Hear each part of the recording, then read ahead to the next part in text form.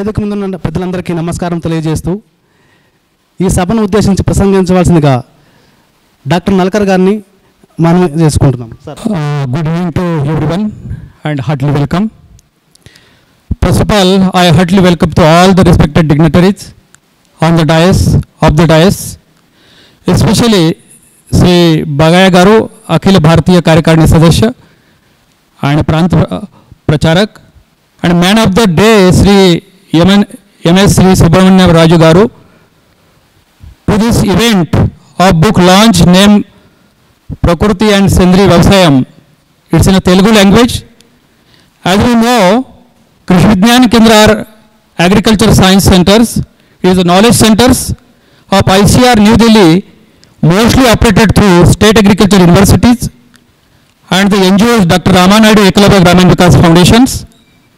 EGF KVK was started during May 2070, Tunki village at Kavadipalli Mandal in a Medak district of Telangana state, which falls under the Agriculture Technology, Agriculture Research, Application Research Institute Center, Zone 10, Hyderabad. Since KVK inception to ICR, KVK mandates has been cultivating the crops using only organic inputs and maintaining the KVK as a chemical-free cow-based agriculture.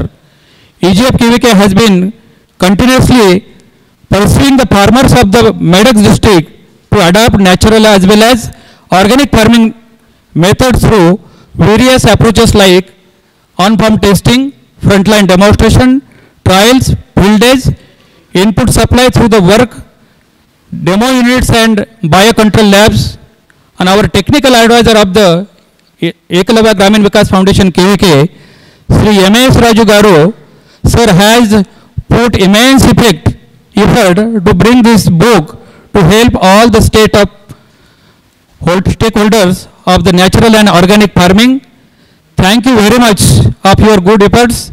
I hope all the staff members and the others may be avail this opportunity. Thank you once again on the dais of the dais. ఇప్పుడు ఈ సభను ఉద్దేశించి ప్రసంగించవలసిందిగా Ekalavya Grameena Vikas Foundation chairman Shri Sundar Reddy sir గారిని కోరుకుందాం.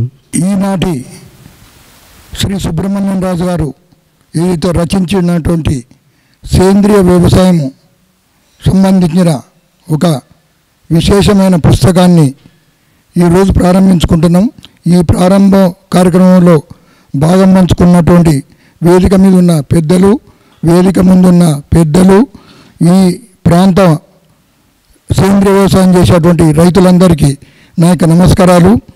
అయితే మన సుబ్రహ్మణ్యం రాజు గారు చాలా రోజుల నుంచి సేంద్రియ వ్యవసాయం పట్ల వారికి ఉన్న మక్కువ, వారు చేస్తున్నట్టు కృషి, దాని ఆధారంగానే వారు మనకు విశేషమైన మనకు సహాయ సహకారాలను అందిస్తున్న కారణంగా వారు ఎప్పుడు మనతో వండుకుంటూ దీన్ని ఇంకా ముందుకు తీసుకుపోవాలని ఒక ఆలోచనతోటి రైతులకు సులభమైన సరళమైన పద్ధతిలో సేంద్రియ వ్యవసాయం పట్ల వారికి ఒక విధమైన అవకాశము కలగడానికి కొరకే ఈ పుస్తకం రాశారు. ఈ పుస్తకం వారు రచించినటువంటి వారికి ఏకలవ్య గ్రామీణ వికాస్ ఫౌండేషన్ యొక్క ద్వారా వారికి శుభాకాంక్షలు తెలుపుతూ ఇంకా మరిన్ని పుస్తకాలు రాస్తూ రైతులకు పుస్తకమే కాకుండా రైతుల దగ్గర వెళ్ళి వారికి సరి అయిన సూచనలు సలహాలు ఇవ్వాలని నేను ఆశిస్తూ వారికి మరొకసారి శుభాకాంక్షలు తెలుపుతూ నాకు ఈ అవకాశం ఇచ్చినందుకు ధన్యవాదాలు తెలుపుతూ ఇంతటితో ముగిస్తున్నాను.